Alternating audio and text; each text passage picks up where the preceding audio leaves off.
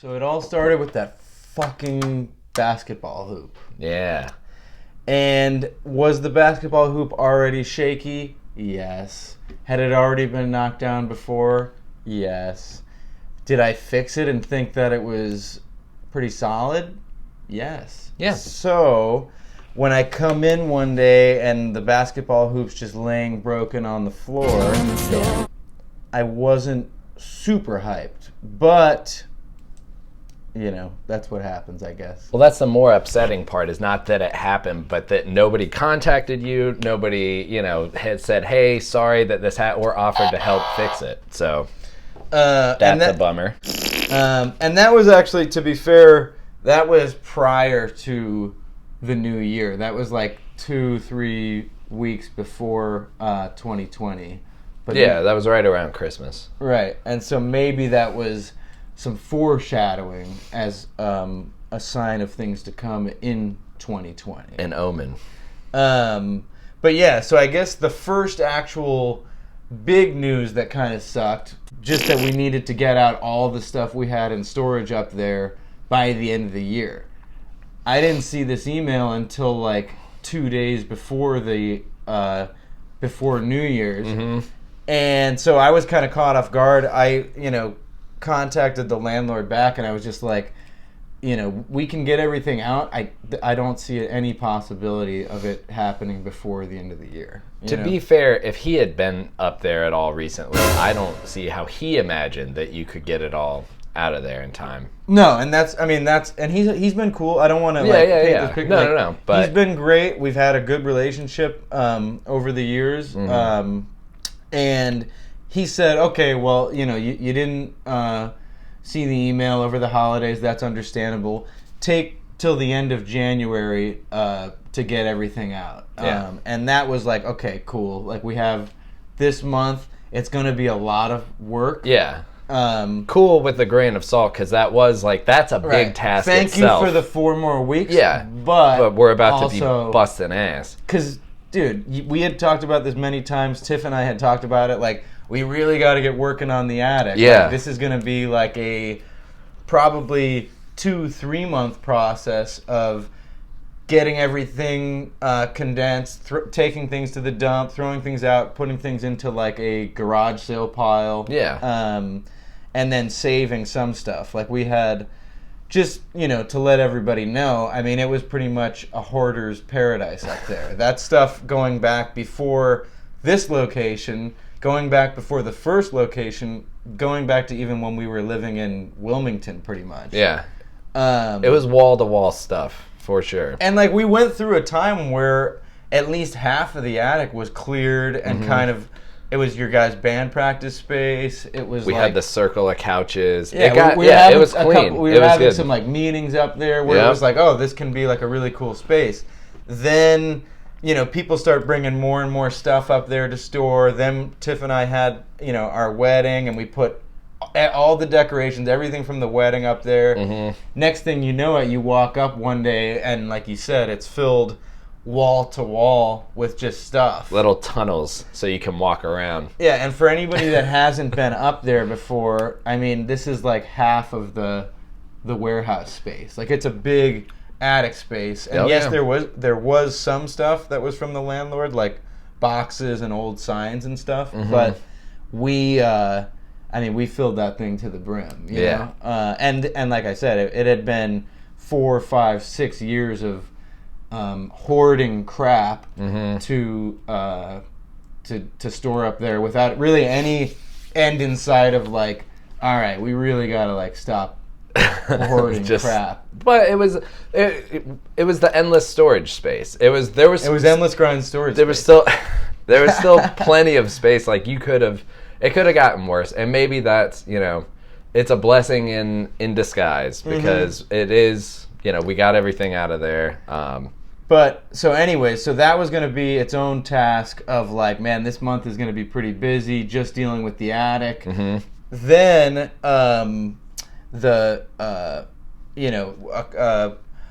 somebody brings a guest. The guest had done something with the toilet, like it overflowed or something, and It was a Mondo Duke. well, I don't even know if it was that. It may have been just toilet. I mean, hopefully, whatever. But I get a text from the landlord while I'm at work on Friday, and it's just saying he saw water coming through the doors in the back, coming through the adjacent space, and then he came to check it out, and he said, toilet clog, it's overflowing. Like not the side doors, like the back doors, like back doors. leading into these other people's space. Yeah. And so me saying, all right, leaving work, heading over to check it out, hope it's not too wet, kind of like, yeah. Like, sorry. And he was like, oh, it's wet, it's flooded. And so I come here, and like the entire back third of the warehouse is under like 2 inches of water, including the ramps, including the everything underneath the ramps, which was tools and stuff for bathroom supplies, event supplies, that sort of stuff. Scrap wood, paint, all this shit, all sorts of stuff. So went and got shop vac. Got that all dried up. It took pretty much the weekend to get that back to normal. So then we're back. We're having like a session or two over the next week. And that's when the heaviest news happened, which was the fire accident. Tiff and I had been working on the attic that day. I'm back home watching TV. And I get probably one of the worst calls I've ever gotten in my life, which was... hey man, you nearby? And I'm like, yeah, I'm at the house. What's going on? This was at like 10:45 p.m. Yeah. And just like, yeah, the building's on fire. And me just being like, fuck.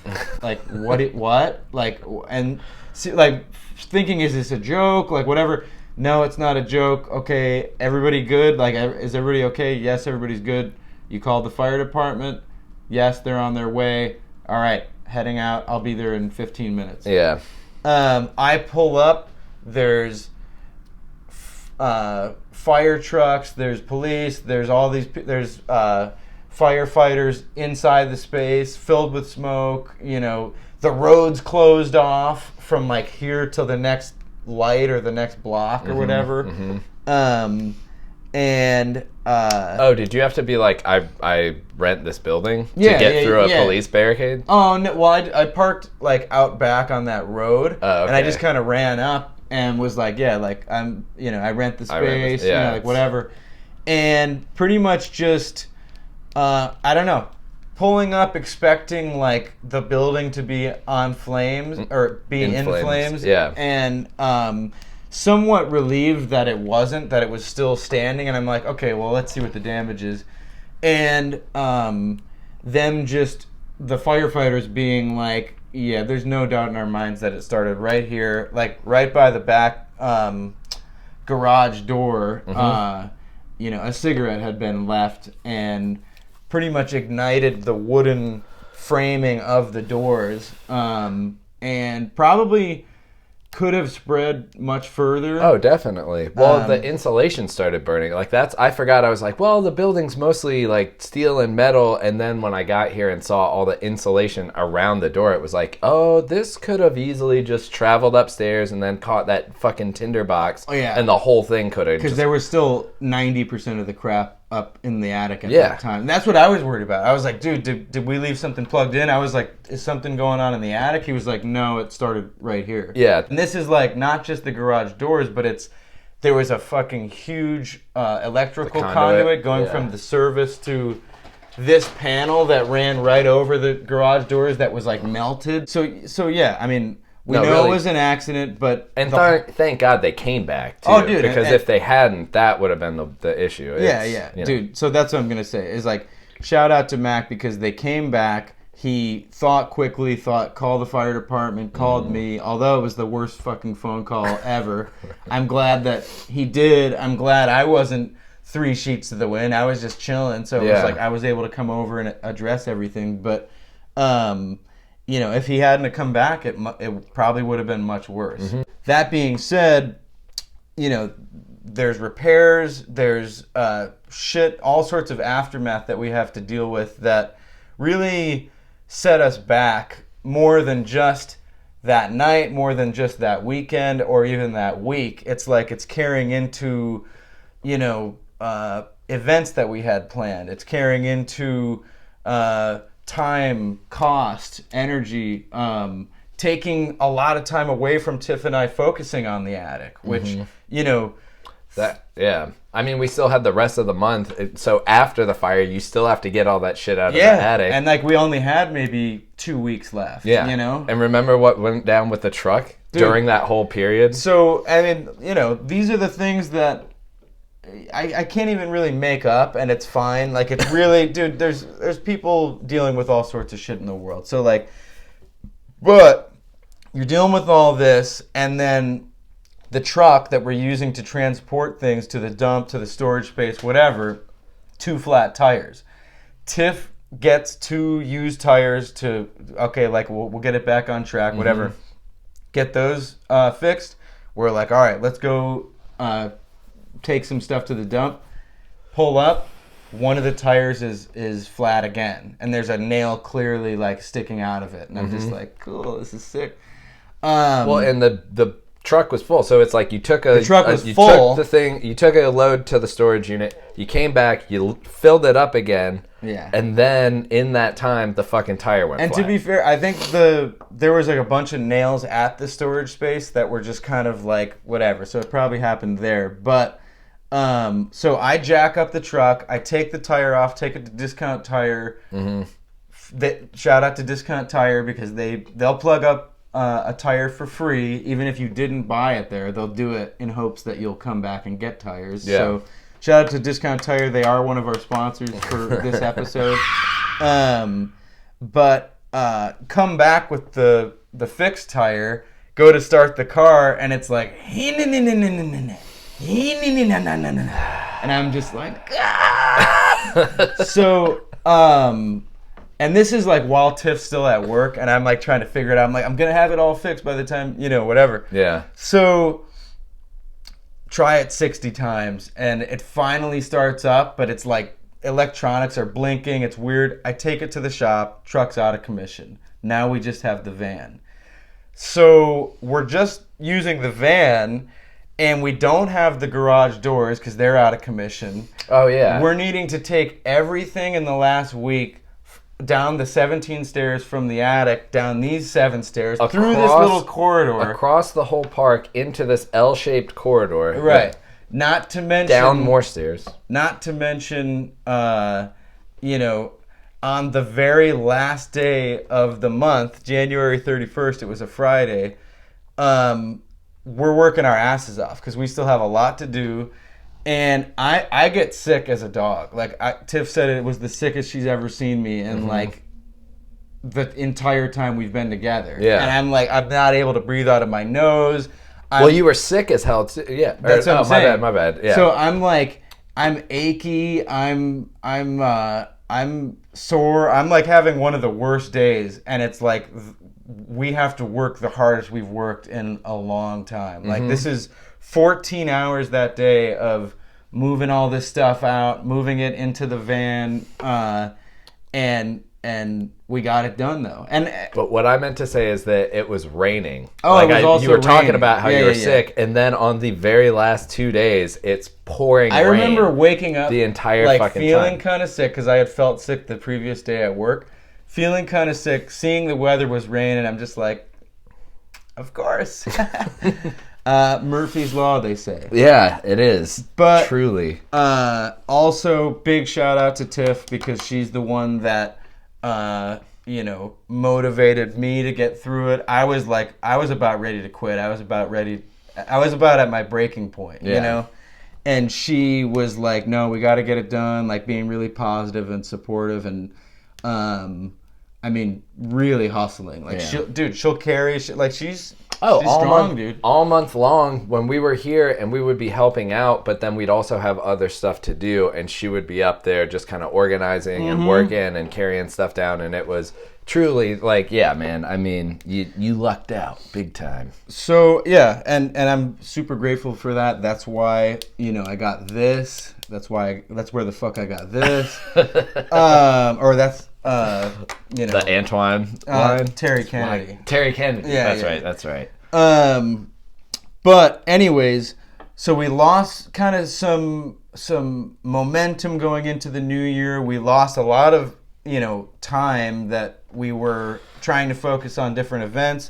But that being said, as we're getting back to normal, I'm seeing the positives. I'm seeing it could have been much worse. I'm seeing that whatever, man. Like, it's just another kind of hiccup in the you know, the project that we have going, and we will continue to plug along. We'll continue to try and bounce back and keep progressing. Yeah. We just kind of need to revisit some stuff, especially dealing with everything that happened this month, and like I said, cost, time, all that. Yeah. When you and I are working full time and stuff, it's just like we got to look out for ourselves. We got to look out for the good of the space. And so I don't know exactly what we're gonna do, but we're kind of needing to just adjust a little bit. Moving forward. I mean, it is on the positive side. It is kind of a blessing to see that it's like the whole space wasn't, you know, compromised, and that we do have this opportunity, and there still is a lot of workable things that we can do. We just got to restructure with like how we spend our time here, kind of who is coming here and why, and go from there. You know? I mean, the people that are down with us, the people that support us, I'm always thankful for the support that we've gotten over Definitely. the last 5, approaching 6 years. Yeah. And you know, we'll continue to do that. We'll continue to have events. We'll continue to keep progressing with like the media stuff, like the support brocal, where we're going to visit friends. We have the Manifest episode, and shout out to Manifest because they had a video premiere recently that was awesome. The video, Jake did the editing, and it was a great video. Awesome for Durham. So I'd love to do this Manifest episode as soon as we can. And as far as we've been doing the 30 seconds of Stoak, the 60 seconds of Stoak, we'll keep doing that. We'll keep doing these skits. We have a Vans wear test video coming out. Wear test spelled W-A-R-E, like the warehouse. So there's always a little pun involved in what we do. But you know, we'll probably get a new shirt going soon. And we'll have more news probably in the next episode. Everywhere to me, and when I close my